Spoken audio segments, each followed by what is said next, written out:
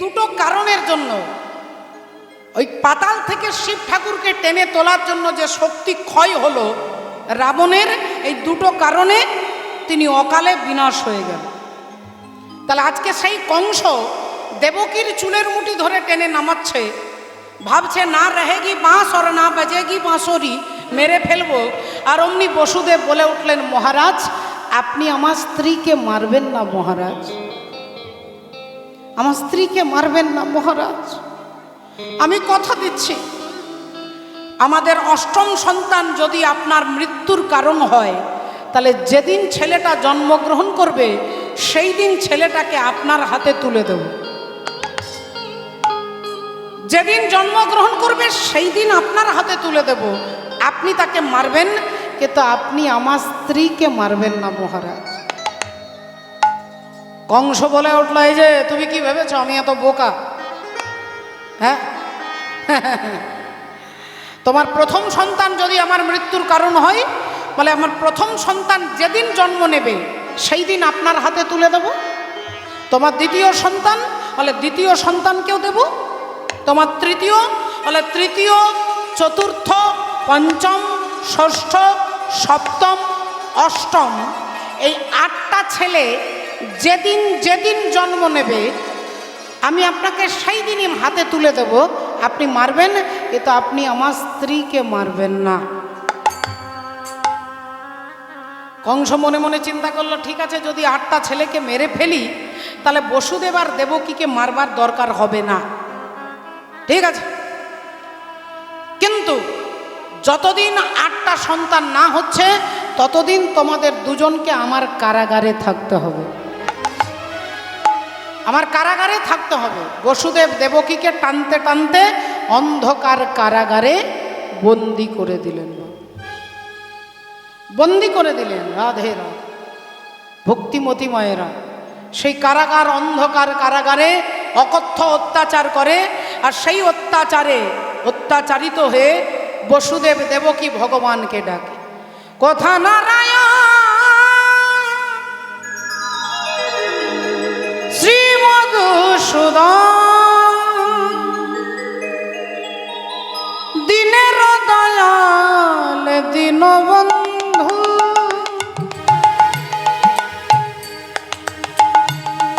অগরে খগ চরণ তলে মহিমায় কৃপা সিন্ধু দীনবন্ধু,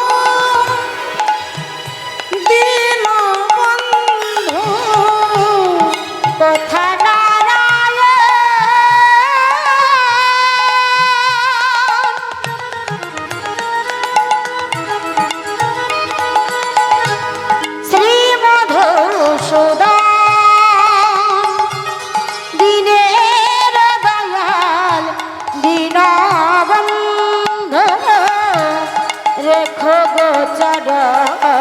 তলে করুণায় পার কৃপা সিন্ধু দীনবন্ধু, দীনবন্ধু। হরি নামে, হরি নামে। ভগবান মনে মনে চিন্তা করলেন, বললেন মাগো আমি তো তোমার প্রথম সন্তান হব না, আমি তো অষ্টম সন্তান হব, তাহলে তার আগে তো 7 জনকে জন্ম নিতে হবে, তারপরে তো আমি যাব। বসুদেব দেবকীর 8টা সন্তান আপনারা সকলে জানেন। এই 8টা সন্তানের মধ্যে কটা সন্তানকে কংস পাথরে আছাড় দিয়ে মেরেছিলেন মা? কটা ছেলেকে পাথরে আছাড় দিয়ে মেরেছিলেন? 6টা। হ্যাঁ ঠিক। তা যে 6টা ছেলেকে কংস পাথরে ছুঁড়ে মারলেন, সেই 6টা ছেলের সঙ্গে ভগবানের কি সম্পর্ক? কে হন? ভগবান কৃষ্ণের কে হবেন এনারা? ভালো করে ভাবুন, দাদা হবে না? এরা আগে জন্ম নিয়েছে, ভগবান সব থেকে ছোট, তাহলে এরা সম্পর্কে ভগবানের দাদা। আচ্ছা, ভগবানের দাদা যদি কংসের হাতে মরে, এটা একটা লজ্জার ব্যাপার, এটা ভাবনার ব্যাপার। তাহলে ভগবানের দাদারা মারা গেল কংসের হাতে, এর নিশ্চয়ই কোনো কারণ আছে, রহস্য আছে। এর রহস্য জানতে গেলে যেতে হবে সত্যযুগে। ওই 6টা ছেলে ছিল মরীচি ঋষির পুত্র, আর মরীচি ঋষির পুত্র বাগানে খেলা করছে, পাশ দিয়ে যাচ্ছে সৃষ্টিকর্তা ব্রহ্মা। এমন সময় ব্রহ্মার কাছে এসে দাঁড়িয়েছেন ব্রহ্মার আরেক পুত্র, যার নাম হচ্ছে কামদেব, মদন। আর মদন দাঁড়িয়ে বললেন, বাবা তুমি তোমার অন্যান্য ছেলেদের গাড়ি বাড়ি টাকা পয়সা সব দিলে, আমাকে তো কোনোদিন কিছু দাওনি বাবা। ব্রহ্মা তাড়াতাড়ি বললেন, ঠিক আছে, তোকে যখন কিছু দিইনি, এই নে তোকে 5টা বান দিলাম। মদন মাদন শোষণ স্তম্ভন মোহন, এই 5টা বান তোকে দিলাম, তুই যাকে মারবি সেই তোর কাছে হেরে যাবে। বলে দিয়ে ব্রহ্মা তাড়াতাড়ি চলে যাচ্ছেন। আর মদন ভাবলেন যে কথাটা ঠিক না ভুল, আগে টেস্ট করে দেখতে গেলে বাবাকেই আগে মেরে টেস্ট করে দেখ।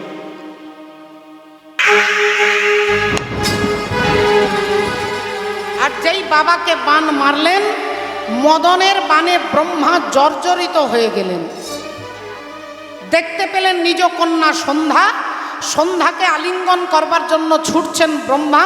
আর এই দৃশ্যটা দেখতে পেয়ে ওই মরীচি ঋষির যে 6টা বাচ্চা ছেলে মাঠে খেলা করছিল, তারা হেসে ফেলেছে। আর যখনই হেসে ফেলেছেন, তখনই ব্রহ্মা বললেন, তোরা কোনো তত্ত্ব কোনো ইতিহাস না জেনেই আমাকে দেখে হাসলি, আমি তোদের অভিশাপ দিচ্ছি, তোদের অসুর কুলে জন্ম হবে, তোদের অসুর কুলে জন্ম হবে। এই তখনই 6টা ছেলে কাঁদতে কাঁদতে দাদু ব্রহ্মার পায়ে ধরে বলছে, দাদু আমাদের ভুল হয়ে গেছে, দাদু আমাদের ক্ষমা করে দাও, আমাদের ক্ষমা করে দাও, মাফ করে দাও দাদু। ব্রহ্মা বললেন, শোন বাবা, অভিশাপ যখন দিয়েছি তোদের অসুর কুলে জন্ম হবে, তবে আমি এটাও বলে দিচ্ছি, তোদের বাবা যেদিন তোদেরকে হত্যা করবে সেদিন তোরা উদ্ধার হয়ে যাবে। যেদিন তোদের পিতা তোদেরকে হত্যা করবে সেদিন তোরা উদ্ধার হয়ে যাবি। ব্রহ্মার অভিশাপে মরীচি ঋষির 6 পুত্র জন্মগ্রহণ করবেন। রাধে রাধে ভক্তমণ্ডলী, ভক্তিমতী মায়েরা, এখন ওই 6টা ছেলে দেবকীর গর্ভে পাঠাবেন। আর ওই যে বললেন বাবার হাতে মরবি, দেখুন সত্যযুগে এই কংস ছিল হিরণ্যকশিপুর আর হিরণ্যাক্ষ। ব্রহ্মা বললেন, যেদিন তোরা তোদের বাবার হাতে মরবি সেদিন তোরা উদ্ধার হবি। এই তো বলে দিয়ে চলে গেলেন। এখন রাধে রাধে, হিরণ্যকশিপুর আর হিরণ্যাক্ষ রূপে জন্মগ্রহণ করছে কংস সত্যযুগে। এরা হচ্ছে 2 ভাই একসঙ্গে মাতৃগর্ভ থেকে জন্ম নিলেন। একসঙ্গে যদি 2টো ছেলে জন্ম নেয়, তাদেরকে কি ছেলে বলে মা? যমজ ছেলে। অনেকের আছে। আচ্ছা, সমস্যাটা হলো যমজ ছেলে থাকতে পারে, কিন্তু কে দাদা হবেন আর কে ভাই হবেন? কাকে দাদা বলবে আর কাকে ভাই বলবে? বলে যে আগে হবে সে দাদা হবে, যে পরে হবে সে ভাই হবে। বললেন না না না, ভুল। যে আগে হবে সে ভাই হবে, আর যে পরে হবে সে দাদা হবে। যে আগে হবে সে ভাই, যে পরে হবে সে দাদা। আপনারা বলবেন এরকম উদ্ভট কথা বললে তো আমরা মানবো না, আমরা গুরুর বাড়ি এসেছি, তুমি উদ্ভট কথা বললে আমরা মানবো কি করে? বলে মা, আমি উদ্ভট বলছি না, যে ছেলেটা আগে হবে সে ভাই হবে, যে পরে হবে সে দাদা হবে। বলে কি করে হবে? বলে আপনি একটা থলি নিয়ে বাজারে গেছেন, বাজার করতে গিয়ে দেখলেন বাজারে 2টো বড় বড় কুমড়ো, মিষ্টি কুমড়ো, ছাঁচি কুমড়ো, বড় বড় 2টো কুমড়ো আপনি থলিতে কিনে বাড়ি নিয়ে এসেছেন। এবার রান্না করতে গেলে কুমড়ো থলি থেকে বার করতে হবে। তা যে কুমড়োটা থলিতে আগে রেখেছেন সে কি আগে বেরোবে, না যাকে পরে রেখেছেন সে আগে বেরোবে? যে কুমড়োটা আগে রেখেছেন থলিতে সে আগে বেরোবে, তাহলে যাকে পরে রেখেছেন সে আগে বেরোবে। তাহলে মাতৃগর্ভে সৃষ্টি হয়ে গেছে যে ছেলেটা আগে, সে আগে বেরোতে পারে না, সে পরে বেরোয়। আর যার পরে সৃষ্টি হয়েছে সে আগে বেরোবে, সে ভাই। আর যার পরে হবে সে হবে দাদা। এসব শাস্ত্রীয়গত সিদ্ধান্ত। তাই হিরণ্যকশিপুরের ভাই হচ্ছে হিরণ্যাক্ষ, হিরণ্যাক্ষের ছেলে হচ্ছে কালনেমি। আর কালনেমি পুত্র হয়ে ওই মরীচি ঋষি 6টা ছেলে জন্মগ্রহণ করলো। ব্রহ্মা বলেছিলেন যেদিন তোদের বাবার হাতে তোরা মরবি। বাবা হচ্ছে কালনেমি, কিন্তু বাবা নিজেই আগে মরে গেল, কালনেমি আগেই মারা গেল। তাহলে এবার কি করা যায়? ভগবান চিন্তা করলেন, ওই ত্রেতা যুগে সত্যযুগের কালনেমি দাপর যুগে হয়ে গেল কি না, তার নাম হলো কংস। ওই কালনেমি হয়ে গেল কংস। আর ওই এক একটা ছেলেকে দেবকীর গর্ভে পাঠাবে, আর কংস এদেরকে মারবে, আর মারলে এরা উদ্ধার হয়ে যাবে। ওগো যেদিন তোদের নিজ পিতা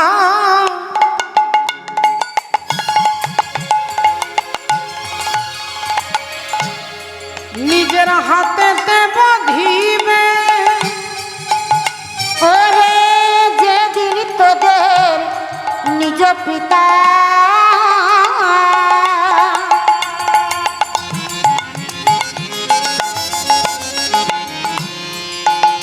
নিজ হাতেতে বাঁধিবে,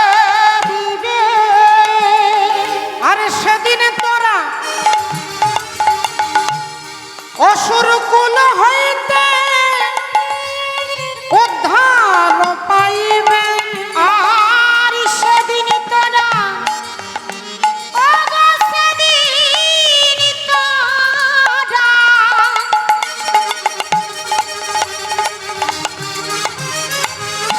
অসুর কুলে হতে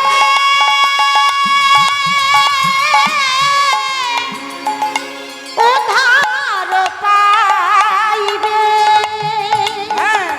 বলি সেদিন তোদের মুক্তি হবে, সেদিন তোদের মুক্তি হবে। আপন পিতার হাতে মরবি যাবে। সেদিন তোদের মুক্তি হবে, আপন পিতার হাতে আহা মরিবে যাবে।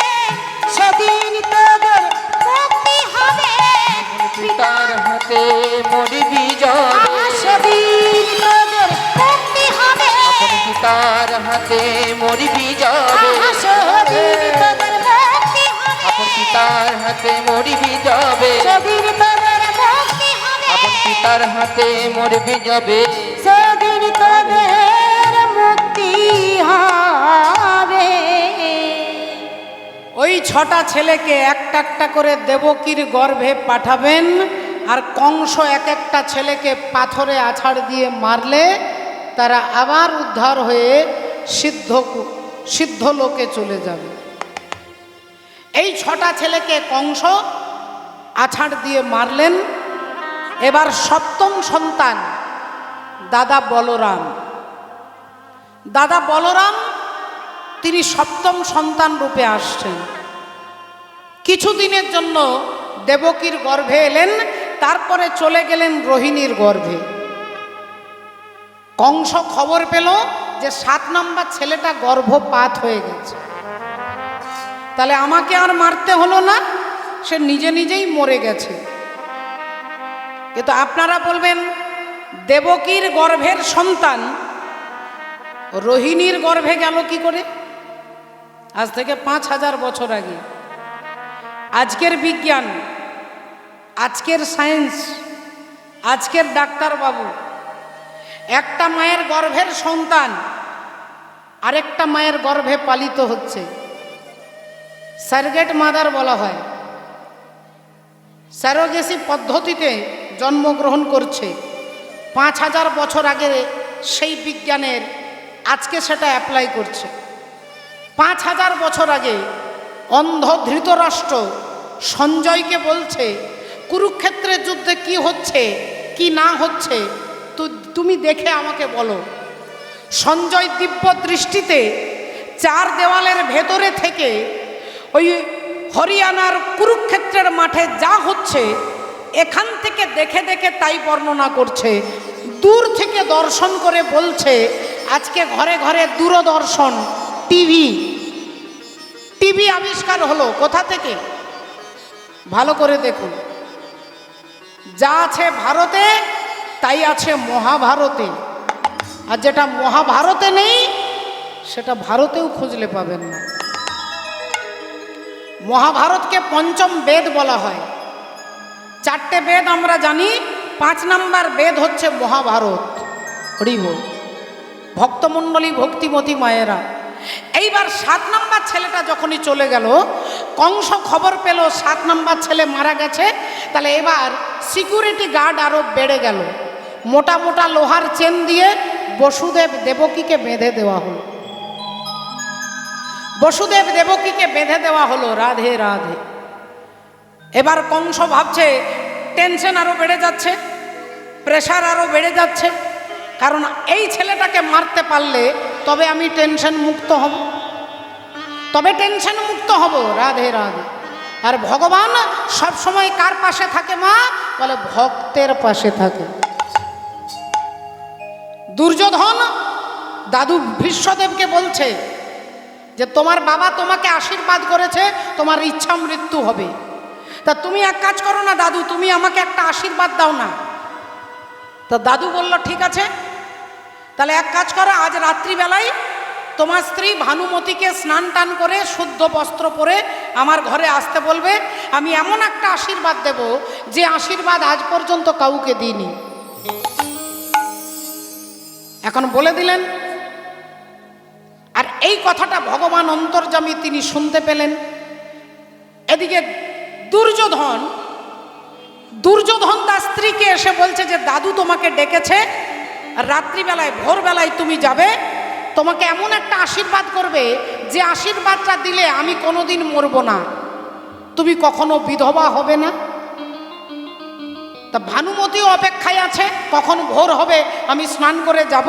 আর এদিকে ভগবান তিনি কি করছে, তাড়াতাড়ি রাত্রিবেলায় দ্রৌপদীকে উঠিয়েছে আর দ্রৌপদীকে উঠিয়ে নিয়ে আসছে। হরি বল। রাধে রাধে। ভক্তমণ্ডলী, ভক্তিমতী মায়ের, একটু ভালো করে লক্ষ্য করে দেখো।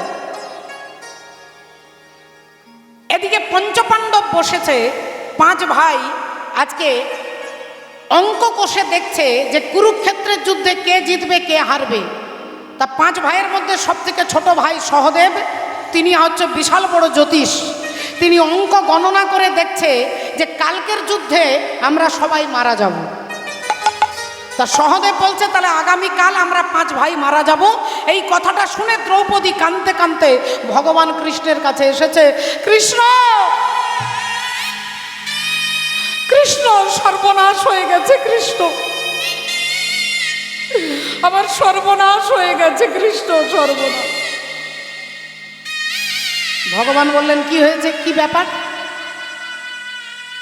আরে ব্যাপারটা কি সেটা তো বলবে। দ্রৌপদী বললেন আগামী কালকের যুদ্ধে আমার 5 জন স্বামী মারা যাবে।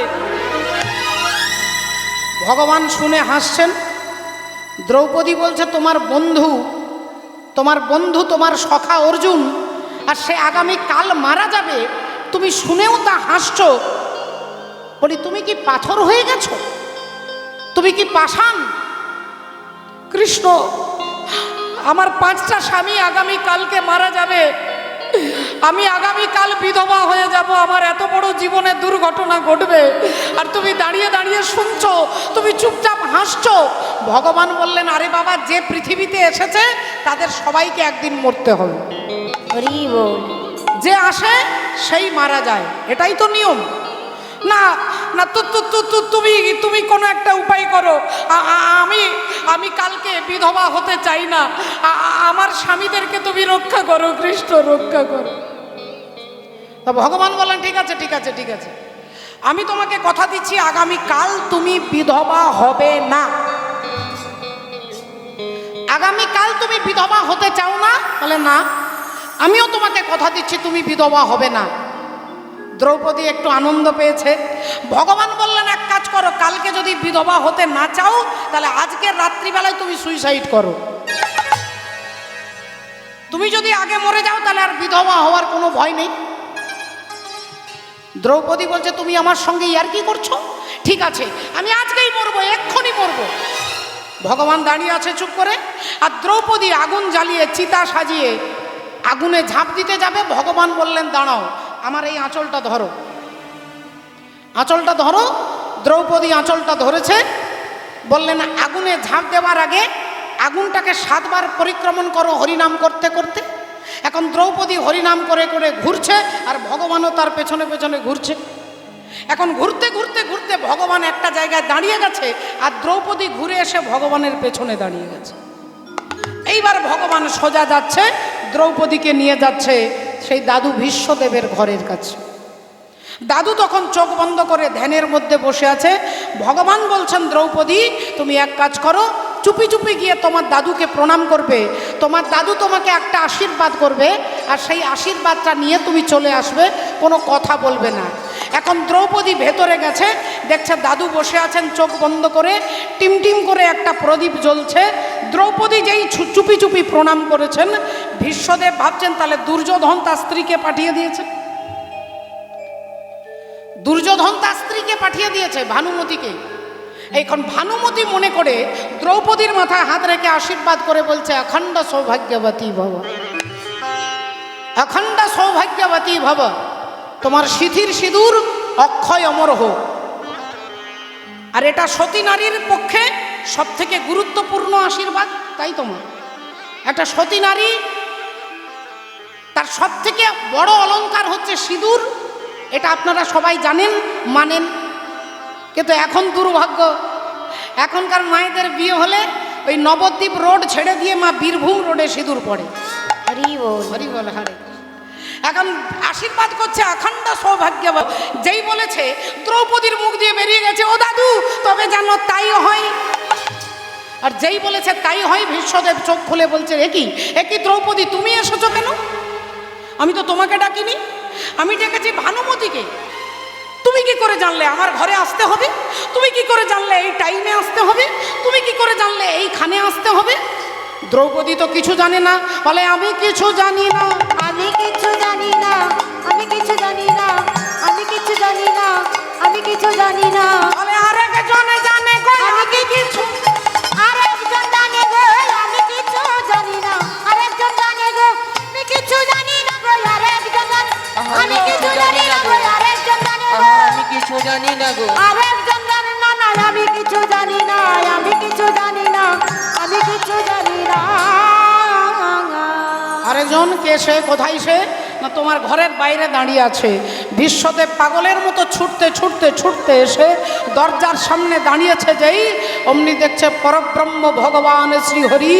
যোগী যারে যোগে পাই না, ঋষি যারে ধ্যানে পাই না, অনন্ত অনন্ত কোটি জীব যাকে পাওয়ার জন্য সাধনা করে, সেই সৃষ্টিধর হরি আজকে ভীষ্মদেবের ঘরের দরজার বাইরে দাঁড়িয়ে আছেন। ভীষ্মদেব কাঁদতে কাঁদতে বলে উঠল ঠাকুর তুমি এতটা রাস্তা এলে, তুমি আমার ঘরের ভেতরে এলে না কেন? ভেতরে এলে না কেন? ভগবান বললেন হে ভীষ্মদেব তুমি কেঁদো না, তোমাকে দুঃখ দেওয়ার জন্য নয়।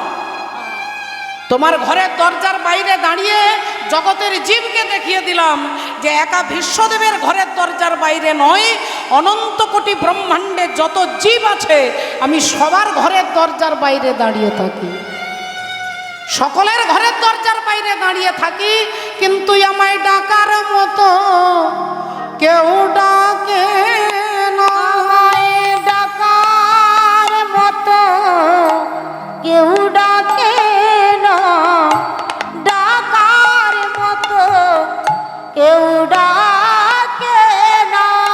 আমি যে যাব বলে দাঁড়াইয়ে আছি, আমায় ডাকার মতো কেউ ডাকে না, আমি যে যাব বলে দাঁড়াইয়ে আছি, আমায় ডাকার মতো কেউ ডাকে না। আমি সকলের ঘরের দরজার বাইরে দাঁড়িয়ে থাকি, কিন্তু আমাকে ডাকার মতো কেউ ডাকে না গো। ভক্তাধীন ভগবান ভক্তকে খুব ভালোবাসে মা। ভগবানকে ধরবার ক্ষমতা যোগ্যতা আমাদের কিছুই নেই। যিনি মনে করেন আমার যোগ্যতা নেই ভগবানকে ধরবার, ভগবানের কাছে যাবার যোগ্যতা আমার নেই, যিনি মনে করেন, তাহলে তার জন্য একটা রাস্তা আছে, রাস্তা দেখাচ্ছেন শাস্ত্র। ভগবান শ্রীকৃষ্ণচন্দ্র খুব দুষ্টুমি করে, খুব দুষ্টুমি, ছোটবেলায় দেখেছেন। মা যশোদা ভগবানকে শাসন করবার জন্য লাঠি নিয়ে যাচ্ছে, ছেলেকে শাসন করবে। মা তো ছেলেকে শাসন করে, লাঠি নিয়ে ছুটছে, আর ভগবান আগে আগে যাচ্ছে, মা যশোদা পেছনে পেছনে যাচ্ছে। একবার করে পিছন ফিরে দেখছে মা আসছে পেছনে, ভগবানের স্পিড আরও বেড়ে যাচ্ছে। ছুটতে ছুটতে যে ঘরে গিয়ে লুকোচ্ছে, মা গিয়ে কিছুক্ষণ পরে ওই ঘরে ঢুকে যাচ্ছে। ভগবান এখন এই ঘর এ ঘর করতে করতে, এ পাড়া ও পাড়া করতে করতে একটা অন্য পাড়ায় গিয়ে উপস্থিত হয়েছে। সেই পাড়াটা হচ্ছে কুমোর পাড়া। হাঁড়ি কলসি তৈরি করে এক কুমোর, তিনি মাটির কলসি তৈরি করছে, বড় বড় জ্বালা, বড় বড় জ্বালা তৈরি করছে।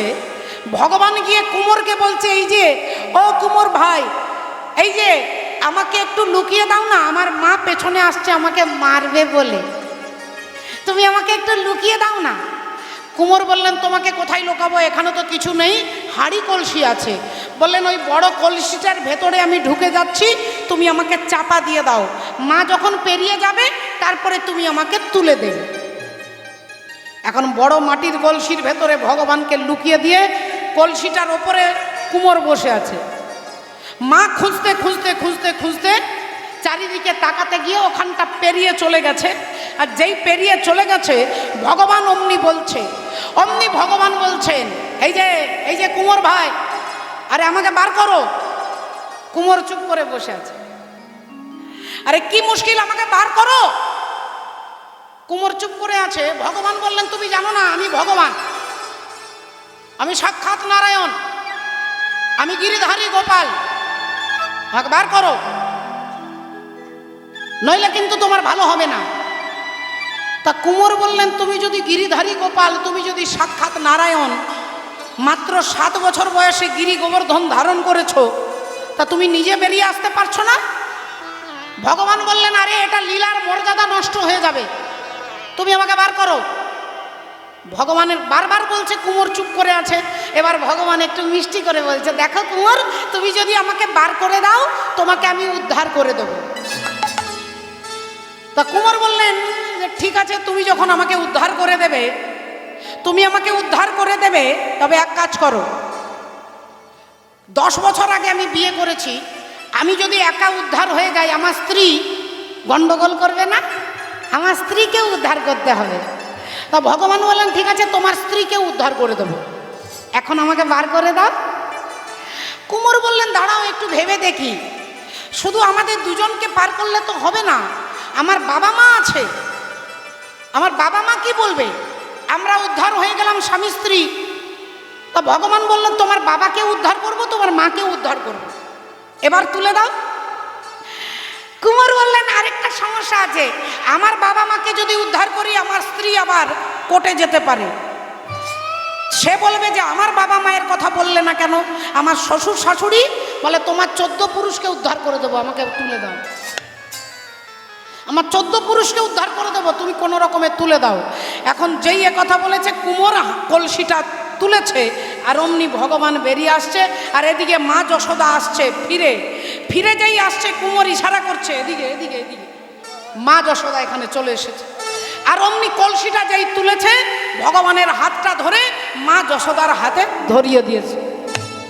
আর যেই মা যশোদার হাতে ধরিয়ে দিয়েছে, অমনি ভগবান কটমট করে কুমোরের দিকে তাকাচ্ছে, একবার মায়ের দিকে তাকাচ্ছে, কুমোরের দিকে বারবার তাকাচ্ছে। তুমি আমাকে মায়ের কাছে ধরিয়ে দিলে কেন? ভগবানের কথা শুনে কুমোর বলে, হে দয়াময়, হে দয়াময়, অনন্ত কোটি জীবকে তুমি মুক্ত করবার জন্যই বসে আছো, তুমি উদ্ধার করবার জন্যই বসে আছো, তুমি উদ্ধার কর্তা। কিন্তু আমরা আমাদের দোষে, আমরা আমাদের কর্মের ফলে আমরা উদ্ধার হতে পারি না।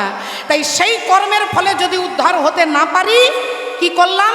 আমি যেমন তোমাকে তোমার মায়ের হাতে ধরিয়ে দিলাম, আমি যদি উদ্ধার হতে না পারি, তুমি কোন ভক্তের হাতে ধরাইয়ে দিও। কোন ভক্তের হাতে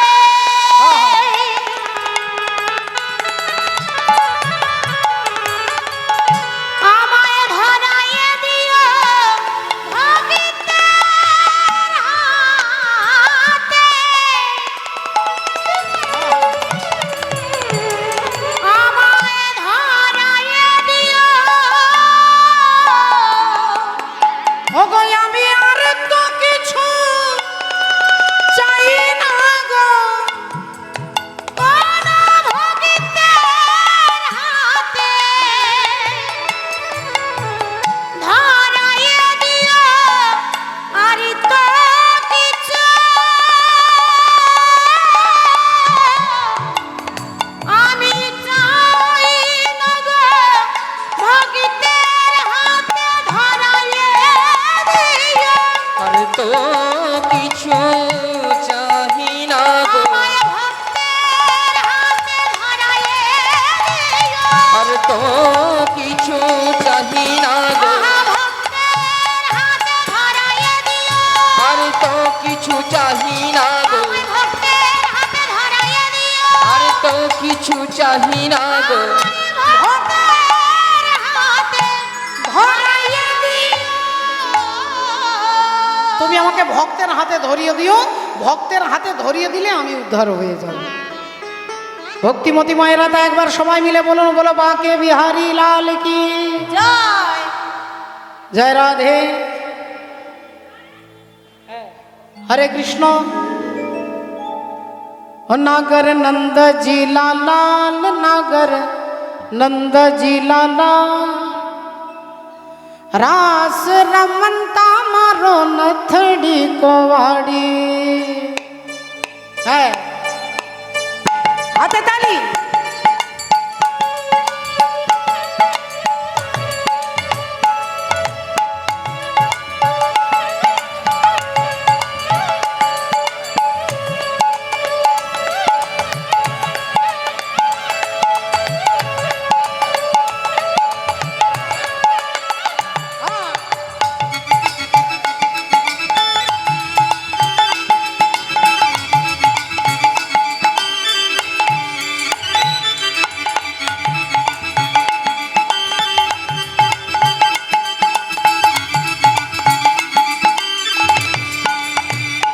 नागर नंद जी लाला, नागर नंद जी लाला, रास रमनता मारो नथड़ी कोवाड़ी।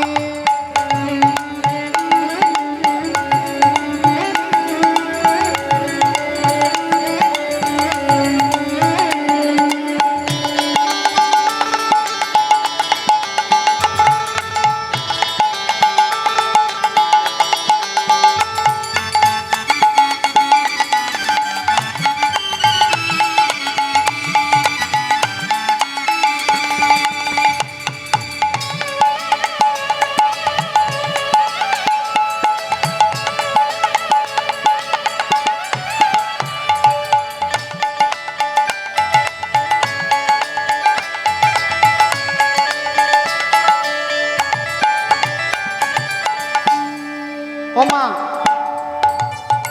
এটা কিন্তু হিন্দি গান নয় মা, আর এটা উড়িয়াও নয়, হিন্দি নয়, উড়িয়া নয়, এটা মূল রাজস্থানী ভাষার গান, মারোয়াড়ি ভাষার গান। অর্থাৎ মা যশোদাকে এসে বলছে যে তোমার ছেলে খুব দুষ্টু, আমাদের হাঁড়ি কলসি সব ভেঙে দেয়। ও নাগর নন্দ জি লাল, नागर नंद जी लाला, रास रमनता मारो नथड़ी कोवाड़ी।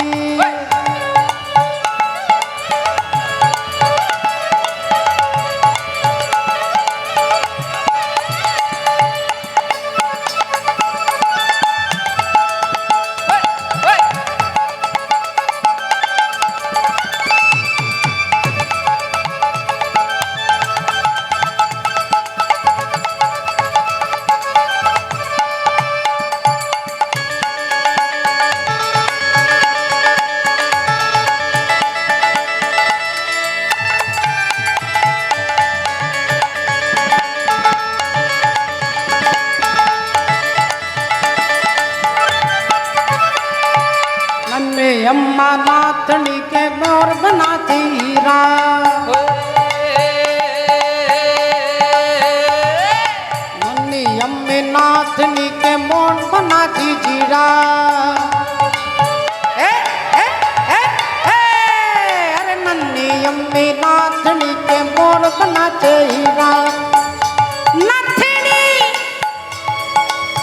कवारी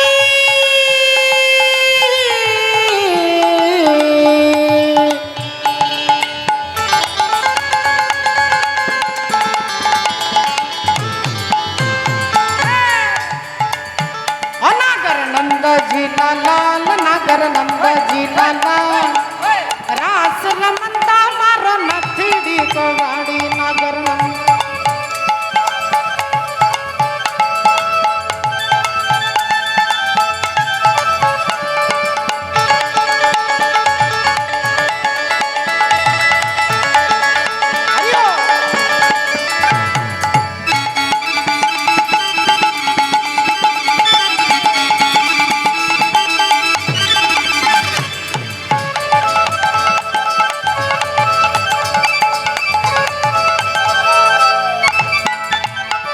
अरे वृंदावन में मोर मोर नाची मीरा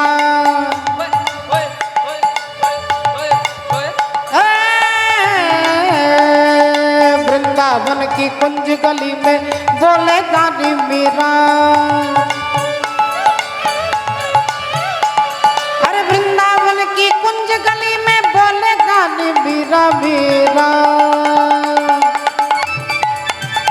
नागर नंद जी लाल नागर नंद जी लाल रास रमंदा हमारा नथड़ी कवाड़ी नंद जी लाल नागर नंद जी रास रमंदा हमारा नथड़ी कवाड़ी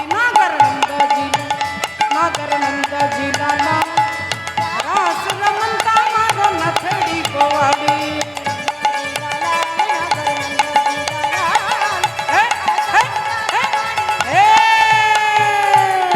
बोलो बाके बिहारी लाल की बोलो भगवान कृष्ण चंद्र की बोलो बलदेव जीव की निताई गौर सीतानाथ ब्रह्मानंदे हरि हरि वो অষ্টম সন্তান ভগবান আসছেন কংসের কারাগারে ভাদ্র মাস কৃষ্ণা অষ্টমী তিথি রোহিণী নক্ষত্রে ভাদ্র মাসে গভীর রাত্রিতে ভগবান আসছেন তা রাত্রিতে ভগবান আসছেন হা পরমাত্মা পরব্রহ্ম ভগবান শ্রীহরি তিনি এলেন ঠিক পিতা বসুদেব মা দেবকী মোটা মোটা লোহার চেন দিয়ে বাঁধা আছে পিঠের মধ্যে পাথর চাপানো আছে অতন্দ্র প্রহরী নিয়োগ করেছেন আর সেই অবস্থায় ভগবান আসছেন তিবির বিদারি অলখ বিহারি কৃষ্ণ মুরারি আগত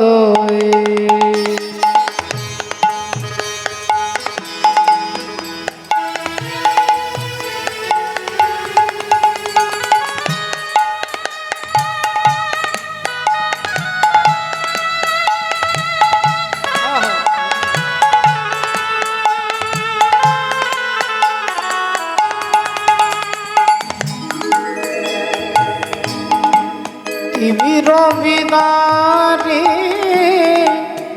অলখ বিহারি কৃষ্ণ মুরারি আগত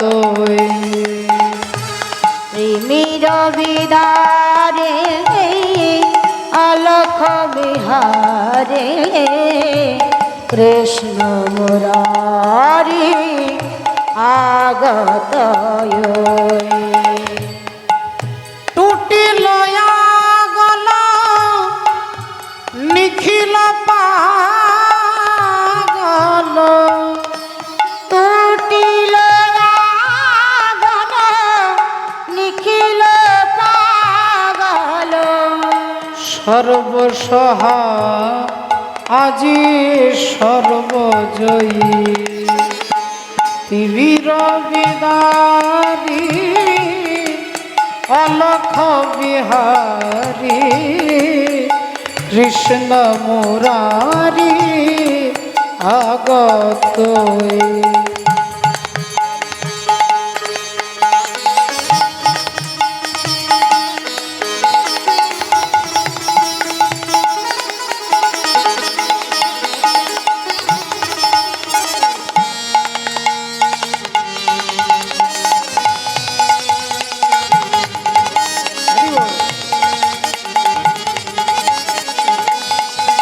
রাধে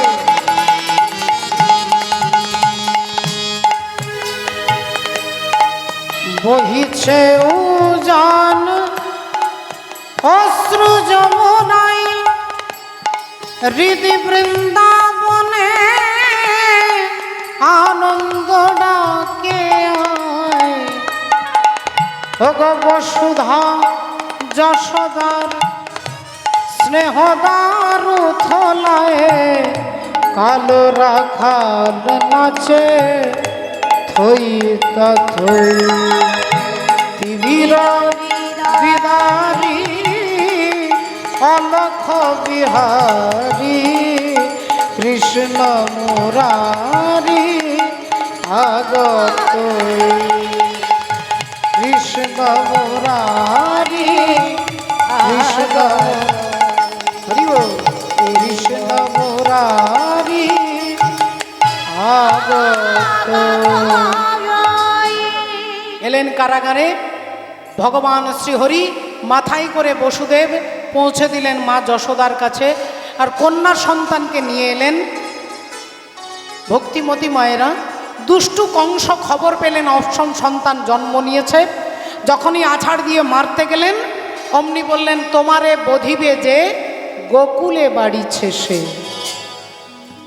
তাই ভগবান এলেন কারাগারে আমরা ভক্ত আর ভগবানের মিলন এখানেই দেখব পরবর্তী কীর্তনিয়া শ্রদ্ধেয় শ্রী পলাশ সরকার মহাশয় তিনি আসছেন আপনাদের কাছে আপনারা আনন্দ পাবেন শ্রবণ করুন জয় রাধে আজকে ভক্ত ভগবানের মিলনে একবার আমরা হাত তুলে বলবো হরে কৃষ্ণ হরে হরে কৃষ্ণ, কৃষ্ণ হরে কৃষ্ণ কৃষ্ণ কৃষ্ণ কৃষ্ণ, হরে হরে হরে হরে, হরে রাম হরে রাম, হরে রাম হরে রাম, রাম রাম রাম রাম, হরে হরে হরে जय राधे श्याम राधे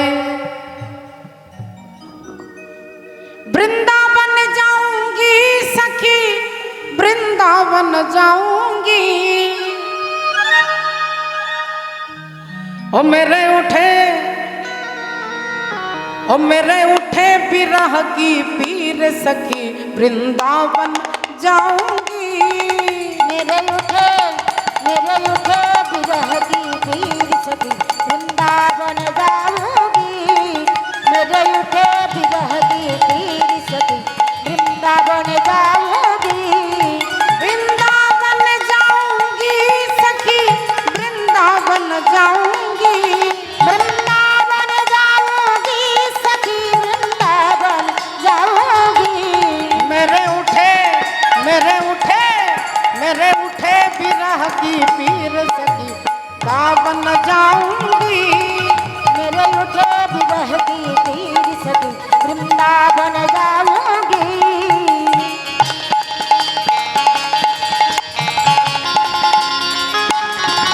राधे राधे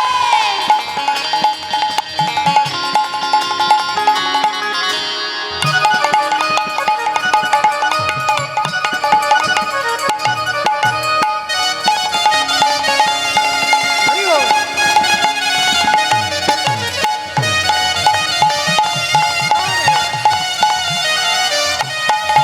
मैंने छोड़ दिया सब भोजन पानी तेरी बिरह में मैंने छोड़ दिया है भोजन पानी तेरी बिरह में ओ मैंने छोड़ा सब भोजन पानी तेरी विरह में मैंने छोड़ दिया मैंने भोजन पानी तेरी बिरह में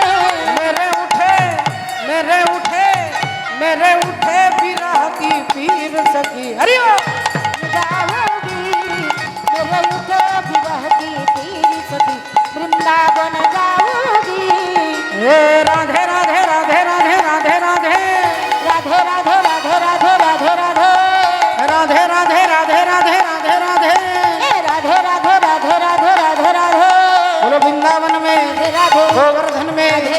दान गली में राधे राधे दान गली में राधे राधे केसी घट में राधे राधे बंसी घट में राधे राधे जावड़ तट में राधे राधे श्यामा प्यारी राधे राधे मेरे उठे बिरह की पीर सखी बाबन जाऊंगी मेरे उठे बिरह की पीर सखी वृंदावन जाऊंगी मेरे उठे बिरह की वृंदावन जाऊंगी हरि बोल हरि बोल हरि बोल हरि बोल हरि बोल हरि बोल हरि बोल हरि बोल श्री गुरु प्रेमानंद निताई गौर हरि हरि बोल